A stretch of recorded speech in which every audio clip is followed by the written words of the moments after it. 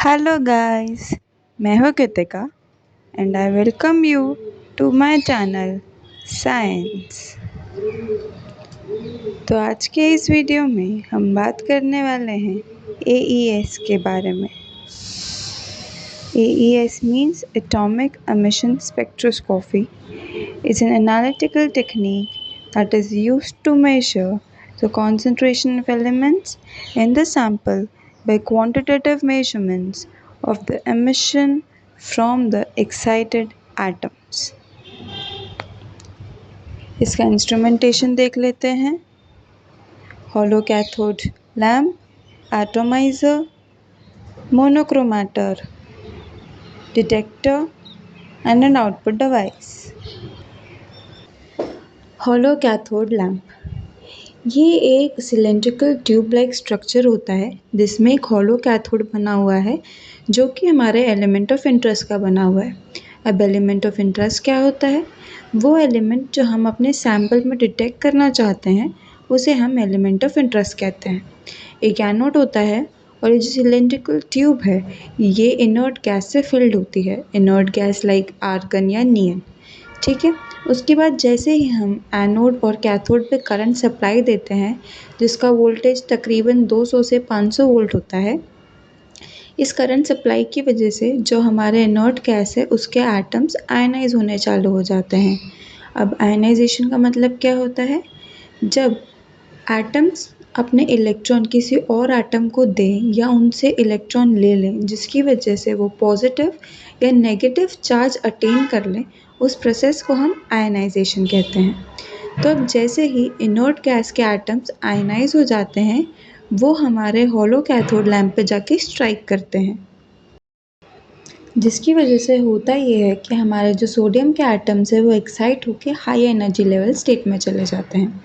अब क्योंकि हमें पता है कि जो हाई एनर्जी लेवल स्टेट है वो एक स्टेबल स्टेट नहीं है, तो सोडियम के एटम्स वापस से अपने ग्राउंड स्टेट में आने की कोशिश करते हैं जो कि एक स्टेबल स्टेट है। बट स्टेबल स्टेट में आने के लिए उन्हें वो एनर्जी रिलीज़ करनी होगी जो उन्होंने गेन कर ली थी वो स्ट्राइकिंग की वजह से। तो हर एक एटम एक पर्टिकुलर वेवलेंथ ऑफ एनर्जी ही एक्सेप्ट कर सकता है या फिर उसे एमिट कर सकता है। जैसे कि हम यहाँ देख सकते हैं सोडियम जो है वो 589 नैनोमीटर की वेवलेंथ की एनर्जी ही एमिट कर सकता है और अब्जॉर्ब कर सकता है। वैसे ही कैल्शियम किसी और वेवलेंथ की एनर्जी अब्जॉर्ब करता है, पोटेशियम किसी और वेवलेंथ की।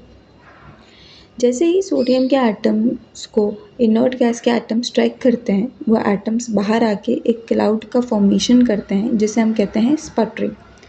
अब इस प्रोसेस के बाद क्योंकि सोडियम एक हाई एनर्जी लेवल स्टेट पे है, वो अपने स्टेबल स्टेट में आना चाहता है, वो एनर्जी को रिलीज़ कर देता है। ये एनर्जी इस क्वार्ट्ज ग्लास विंडो के थ्रू बाहर चली जाती है।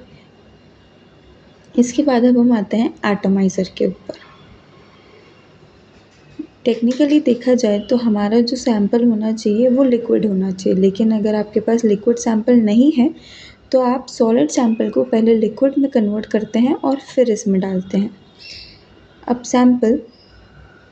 सैंपल सॉल्यूशन जो है वो इस ट्यूब के थ्रू नेबुलाइज़र के अंदर जाता है। यहाँ पे नेबुलाइज़र का काम ये है कि वो हमारे सैंपल सॉल्यूशन को टाइनी ड्रॉपलेट्स में कन्वर्ट कर दे। अब क्योंकि हम देख सकते हैं कि ऊपर फ्लेम जल रही है, ऑब्वियसली अगर फ्लेम जल रही है तो उसे सपोर्ट करने के लिए हमें फ्यूल या ऑक्सीडेटिव प्रोडक्ट डालना पड़ा होगा। नेबुलाइज़र से होके हमारे टाइनी ड्रॉपलेट्स ऑफ सैंपल इस फ्लेम के फ्यूल और ऑक्सीडेटिव सैंपल्स के साथ मिक्स हो जाते हैं, जिसकी वजह से वो आगे फ्लेम में चले जाते हैं। फ्लेम में जाने के बाद होता ये है कि फ्लेम की हीट की वजह से जो हमारा लिक्विड सैंपल है वो गैशियस फॉर्म में आ जाता है और इस प्रोसेस को हम वॉलेटिलाइजेशन कहते हैं। अब फ्लेम की हीट की वजह से जो हमारे गैशियस एटम मॉलिक्यूल्स हैं सैंपल के, वो एटम्स में डिसोसिएट होने चालू हो जाते हैं। जैसे कि हमने देखा था कि जो सोडियम था उसने 589 नैनोमीटर वेवलेंथ की लाइट एमिट कर दी थी अपने ग्राउंड स्टेट में आने के लिए। वही एमिटेड लाइट अब हमारे सैंपल पे जाके स्ट्राइक करती है और हमारे सैंपल उस लाइट को अब्जॉर्ब कर लेते हैं।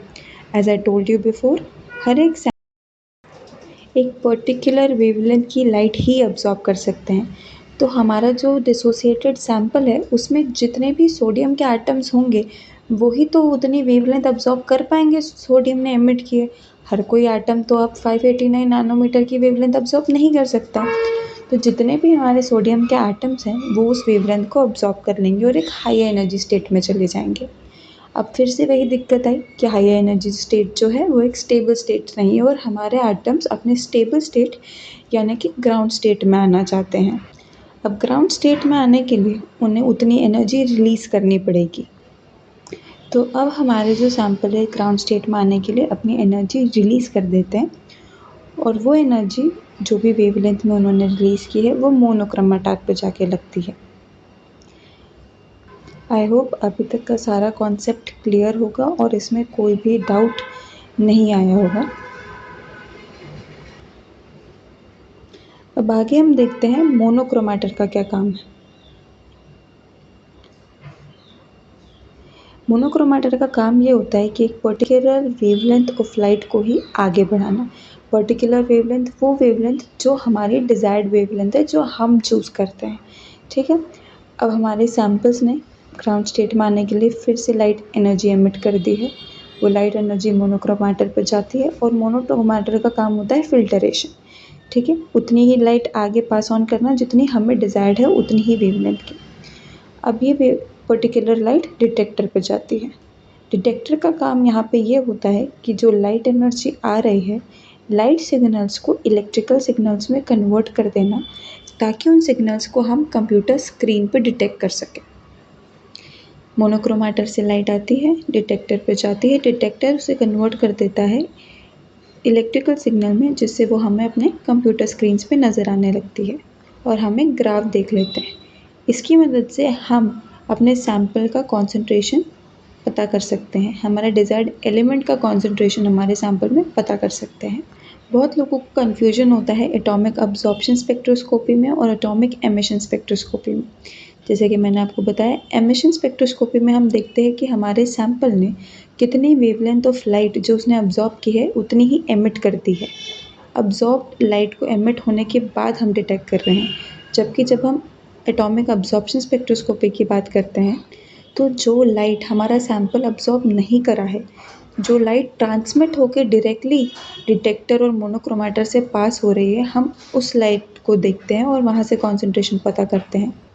आई होप अब कन्फ्यूजन क्लियर हो गया होगा और आप सबको समझ आया होगा। इसके यूजेस देख लेते हैं। Determines metal and trace amounts and elemental analysis में काम आता है। अगर आपको आज का वीडियो अच्छा लगा हो तो प्लीज़ लाइक करें और चैनल पर नए हैं तो उसे सब्सक्राइब करें। Thank you.